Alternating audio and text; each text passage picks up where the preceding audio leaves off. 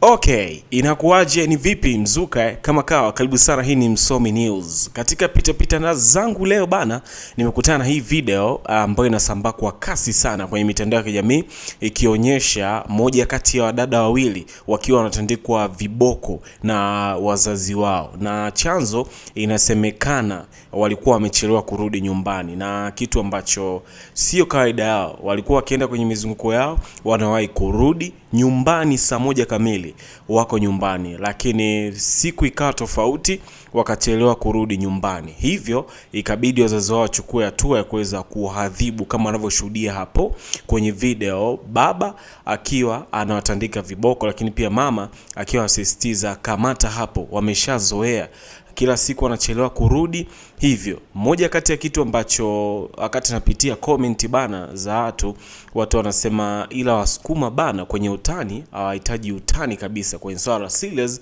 wanahitaji kuwa na serious, kwa sababu hata hii video ukisikiliza mwishoni nitakusikilizishia hapo, wanasikika kabisa wakiongea Kisukuma kabisa, kamata chini, muelewa vizuri kwa hiyo hii inaonyesha jinsi gani ambavyo mabinti wa sasa hivi kidogo mbadilika sana, tofauti na wale mabinti wa zamani. Can you imagine binti anaondoka labda saa 8 anaaga nyumbani, alafu anarudi saa 5 usiku, saa 6, na swali kujiuliza alikuwa wapi? Lakini pia ukiangalia kipato cha nyumbani chenyewe ndo hicho, lakini ukiangalia amesuka nywele za 30, ukiangalia pesa ametolea wapi, na hamna kazi anayofanya, ndio amaliza form 4 mwaka jana. Sitaki kumhukumu mtu, lakini the way unavyojiuliza, je, kuna watu ambao wamechukua mabinti wakafanyia wenyewe wanavyojua mpaka wakachelewa kurudi nyumbani, au ni achiniaje, au ni malezi ya wazazi, au ni makundi ndio ambao wamechangia mpaka mabinti wachelewe kurudi nyumbani kwao? Kwa hiyo hii video bana inatembea sana, lakini pia mama alikuwa anajaribu kumshika mwanae, shika hapo, kamata chini. Kwa hiyo hii inaonyesha jinsi gani ambavyo hii sio tabia nzuri, kwa sababu sasa hivi mabinti wameanza kubadilika. Zamani binti alikuwa saa 11, 12 tayari yuko nyumbani, lakini sasa hivi mambo yamekuwa tofauti kabisa, anachelewa kurudi nyumbani. So video hii hapa inayosambaa kwenye mitandao ya kijamii ikiwa inaonyesha hawa mabinti wakiwa wanatandikwa viboko. Vipi kuhusiana na maoni yako? Je, wazazi wako sahihi kuadhibu, au unashauri gani kwa mabinti? Weka komenti yako, after then nitapita nayo.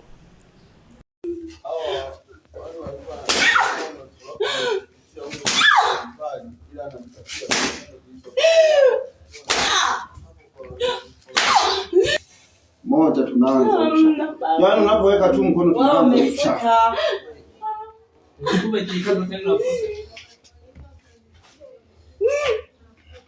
Anza kuhesabu basi. Mimi naona sisi mkononi.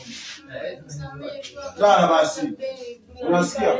Yaani ukiwa unaongea maelezo ya kujiomba msamaha, mimi wao naongeza hasira. Sawa na yaani bora kalala kabisa, nikitoka kama huyu mtu ameniheshimu. Wewe hapa unasikia yako sasa. Leo wala kwa inama kitu huko sasa. Unaenda kuishika huko. Kale mbea. Nitakiri sumpira hapo ena. Wewe hivi basi unaona hivi. Toa hapa kwa wazee. Naam. Sawa ndio kama. Unatoa shinga. Hera nilionayo hii inakomea 10,000. Mpumbafu. Hebu la hapo shares kwa tagi zao. Mama hainusu, na mimi na mama, una mama pekee yako. Angalia huko. Angalia huko basi. Ni kufunga. Sasa toa mkono hapo, weke hivi. Alafu unasikia? Basi sawa hapo. Hebu nyamaza kabisa, usiniambie mambo ya msamaha hapa. Hakuna kabisa hapa. Nini sasa? Nini. Toa. Ndio mshikilie huyu. Wewe njoo shikilie mikono. Sasa.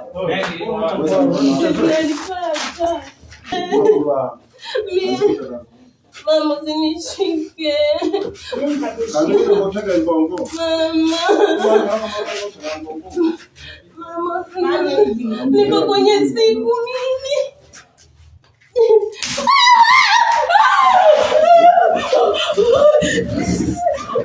Vipi?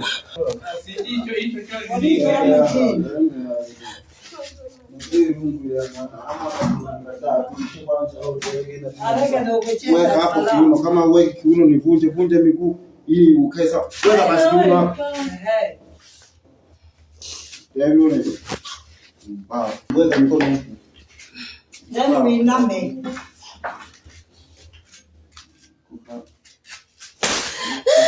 Baba mikono acha basi mfanye. Haya mama. Nipigani baba bwana. Nimepigia pale baba. Nimeshaongea sasa. Natumongea naye baba. Usije akidambe.